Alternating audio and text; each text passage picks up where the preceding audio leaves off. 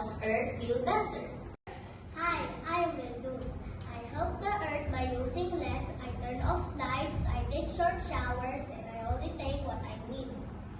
And I'm reuse. I use things again instead of throwing them away.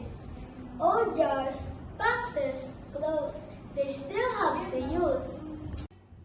And I'm recycle. I help turn trash into new things, paper, bottles, and cans go into the recycling bin, not the trash.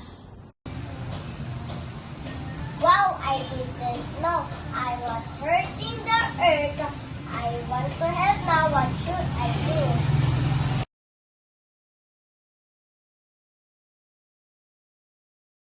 First step, wasting use only what you need. That's reducing.